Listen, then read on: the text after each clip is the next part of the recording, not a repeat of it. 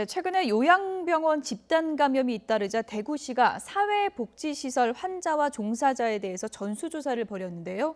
이 전수조사가 이제 거의 마무리 단계라고 합니다. 그리고 경북은 사회복지시설 500여 곳에 내렸던 예방적 코호트 격리를 오늘 해제합니다. 취재기자 연결해서 내용 좀 들어보겠습니다. 김민성 기자. 네, 경북 경산 서요양병원에 나와 있습니다. 네, 대구시의 전수조사 이제 거의 끝나가는 건가요?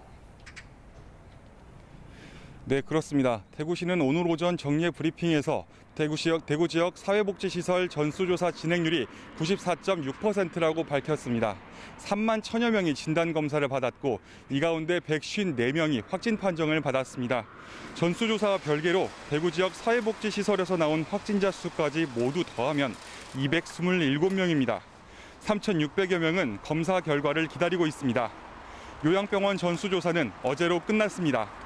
어제 하루 한사랑 요양병원 11명을 비롯해 요양병원 5곳에서 확진자 18명이 추가됐습니다. 또 일반 의료기관인 파티마 병원과 배성병원, 칠곡 경북대병원 등 3곳을 더해 확진자 5명이 나왔고 대구 경북 혈액원에서도 확진자 1명이 나왔습니다. 대구는 시내 사회복지시설을 중심으로 예방적 코호트 격리, 즉 동일 집단 격리 신청을 받고 있는데요. 현재까지 36곳이 불편함을 감수하고 여기에 동참했습니다. 대구는 격리에 필요한 비용과 물품을 지원하기로 했습니다. 오늘 0시 기준 대구 지역 확진자는 43명 늘어난 6,387명입니다. 사망자는 75명이고 완치자는 2,107명입니다.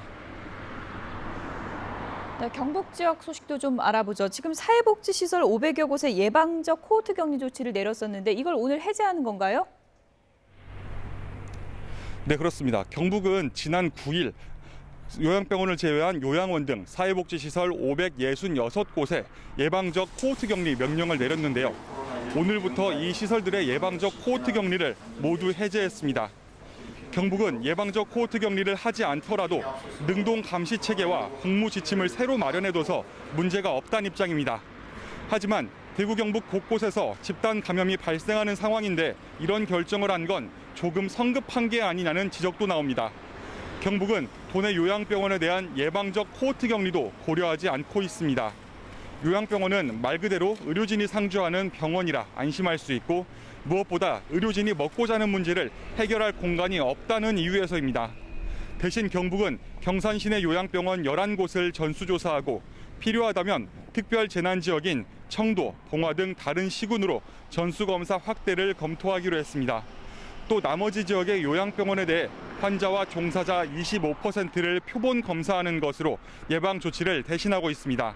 하지만 앞서 말씀드린 대로 지역 사회복지시설에 자발적 격리 신청을 받고 그에 필요한 물품과 비용을 지원하는 대구 상황과 비교할 때 경북 지역 지자체 차원의 조치가 과연 충분한지 의문이 가시지 않고 있습니다.